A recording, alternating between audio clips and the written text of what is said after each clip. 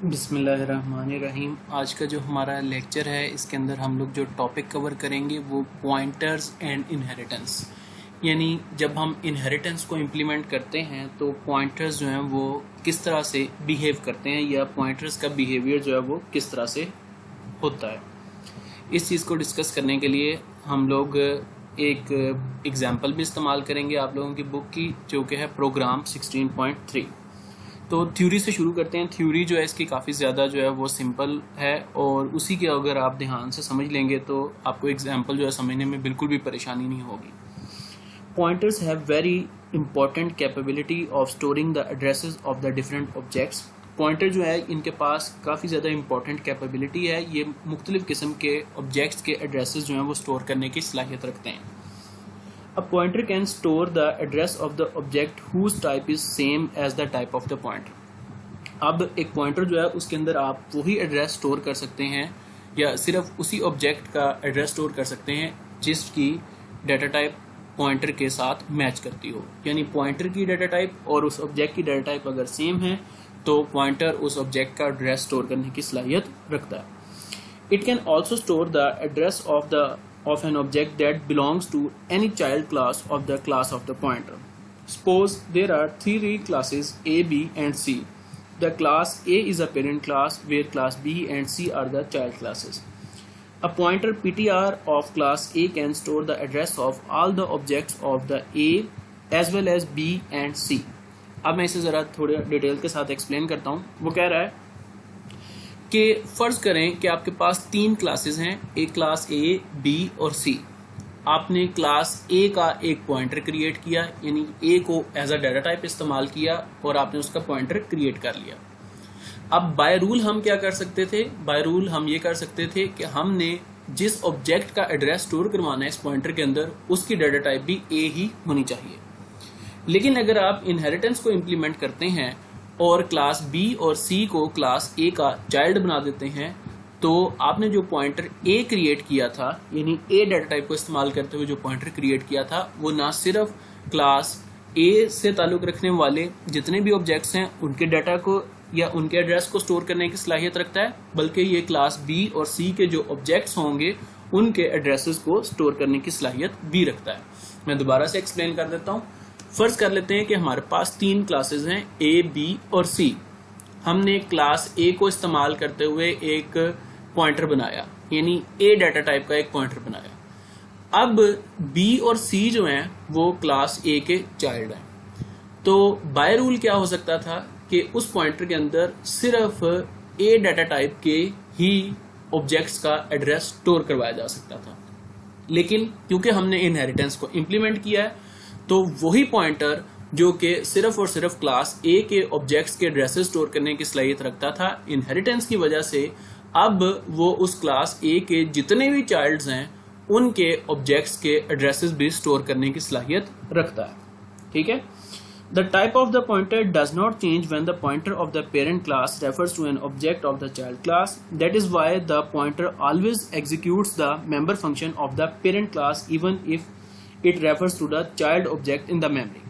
अब यहाँ पर वो क्या कह रहा है कि पॉइंटर की डाटा टाइप चेंज नहीं होगी, अलबत्ता क्या होगा कि अगर आप पेरेंट क्लास के पॉइंटर के अंदर चाइल्ड के एड्रेसेस स्टोर करते हैं ऑब्जेक्ट्स के, तो उस सूरत में जब आप फंक्शंस को कॉल करेंगे, बेशक आप चाइल्ड क्लास के फंक्शंस को कॉल करने की कोशिश करें लेकिन चाइल्ड क्लास के फंक्शन कॉल नहीं होंगे, बल्कि पॉइंटर जो है वो हर दफा पेरेंट क्लास के अंदर मौजूद फंक्शन को ही एग्जीक्यूट करता जाएगा। अब ये जो मैंने बात समझाई है ये आपको समझ नहीं आई होगी, ठीक है, लास्ट पे। तो इसे एक्सप्लेन करने के लिए एक एग्जांपल जो है वो देख लेते हैं, उससे आपको समझ आ जाएगी कि मैं क्या बात कर रहा था। अच्छा जी, ये आपके पास बुक की एग्जांपल है। सबसे पहले हमारे पास एक सिंपल सा प्री प्रोसेसर डायरेक्टिव है, फिर हमारे पास स्टैंडर्ड इंस्ट्रक्शन है। उसके बाद यहाँ पर हमने क्लास ए के नाम से एक क्लास बनाई और उसके अंदर पब्लिक एक्सेस स्पेसिफायर के नीचे वॉइड शो के नाम से एक फंक्शन बना दिया पेरेंट क्लास ए, यानी कि ये शो नाम का फंक्शन जब भी एग्जीक्यूट होगा कंप्यूटर की स्क्रीन के ऊपर मैसेज डिस्प्ले होगा पेरेंट क्लास ए। इसी तरह हमने क्लास बी बनाई और ये क्लास बी को जो सा कहते हैं पब्लिकली इनहेरिट करवा दिया ए का, यानी क्लास बी जो है वो चाइल्ड है क्लास ए की और इसके अंदर भी सेम वही फंक्शन मौजूद है, नाम भी सेम है, अलबत्ता जो सी आउट स्टेटमेंट है उसके अंदर मैसेज जो है वो डिफरेंट है। इसी तरह हमने क्लास सी जो है उसे भी चाइल्ड बना दिया क्लास ए का। अब बी और सी दोनों जो हैं वो चाइल्ड हैं क्लास ए के। अब हम क्या कर रहे हैं कि अब हमने मेन फंक्शन के अंदर जाके इन तीनों क्लासेस के ऑब्जेक्ट्स क्रिएट किए। ऑब्जेक्ट 1 क्रिएट किया, ऑब्जेक्ट 2, ऑब्जेक्ट 3। हमारे पास 3 डिफरेंट ऑब्जेक्ट्स मौजूद हैं, ठीक है, जबकि बी और सी एट द सेम टाइम जो है वो ए के चाइल्ड है। अब हमने ए डाटा टाइप को इस्तेमाल करते हुए एक पॉइंटर वेरिएबल बनाया, ठीक है, ptr के नाम से।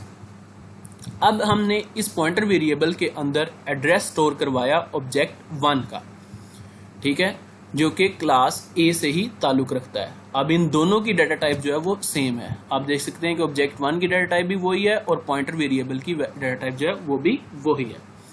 तो एड्रेस स्टोर करवाने के लिए हमने क्या किया जी, हमने रेजोल्यूशन ऑपरेटर इस्तेमाल किया या एड्रेस ऑपरेटर इस्तेमाल किया और एड्रेस जो है ऑब्जेक्ट 1 का स्टोर करवा दिया इस ptr के अंदर, पॉइंटर वेरिएबल के अंदर।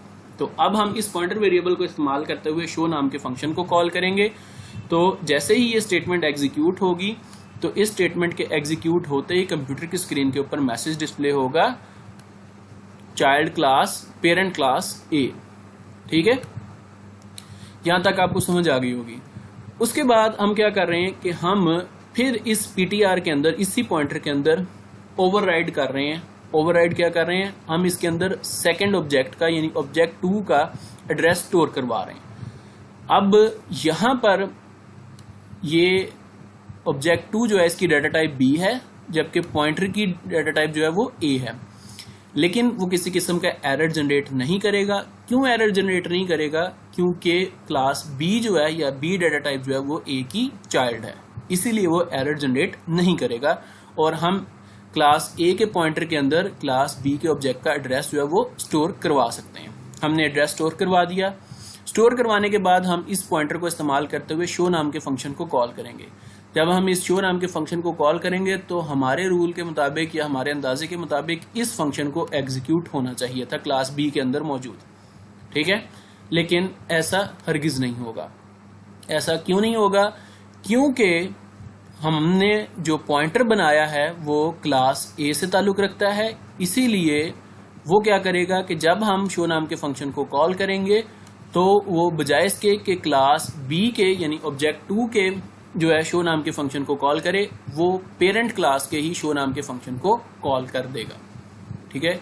इसी तरह हम थर्ड जो है ऑब्जेक्ट उसका भी एड्रेस स्टोर करवाते हैं इस ptr नाम के पॉइंटर के अंदर। और अब जब दोबारा से हम शो नाम के फंक्शन को कॉल करेंगे तो बजाय इसके कि क्लास सी के अंदर मौजूद फंक्शन एग्जीक्यूट हो, क्लास ए के अंदर मौजूद फंक्शन जो है वो ही एग्जीक्यूट होगा। अब हम इसे रन करके चेक कर लेते हैं, किसी किस्म का कोई एरर नहीं है। अब हम इसे रन करते हैं तो आप देख सकते हैं कि तीनों दफा जो है वो एक ही फंक्शन एग्जीक्यूट हो रहा है, पेरेंट क्लास ए, पेरेंट क्लास ए, पेरेंट क्लास ए, ठीक है। तो इसका मतलब जो है वो ये है कि जब हम पेरेंट क्लास का पॉइंटर इस्तेमाल करते हैं और उसके अंदर एड्रेस स्टोर करवाते हैं चाइल्ड क्लास का, तो कंपाइलर किसी किस्म का एरर जनरेट नहीं करता। अलबत्ता पॉइंटर की डाटा टाइप जो है वो चेंज नहीं होती, क्योंकि पॉइंटर की डाटा टाइप चेंज नहीं होती, इसीलिए जब भी आप उस पॉइंटर को इस्तेमाल करते हुए किसी भी फंक्शन को कॉल करेंगे तो वो बजाय इसके कि चाइल्ड क्लास के अंदर मौजूद फंक्शन को कॉल करे, वो पेरेंट क्लास के अंदर मौजूद फंक्शन को हर दफा कॉल करता जाएगा, ठीक है। उम्मीद है कि ये आप लोगों को समझ आ गई होगी। अब आप लोगों ने इसे थोड़ा सा प्रैक्टिस करके चेक कर लेना, इसी प्रोग्राम के अंदर कुछ मॉडिफिकेशंस करें और मॉडिफिकेशंस करके जो है वो इसे प्रैक्टिस करें। नेक्स्ट लेक्चर के अंदर इंशाल्लाह ताला नेक्स्ट टॉपिक जो है वो देखते हैं।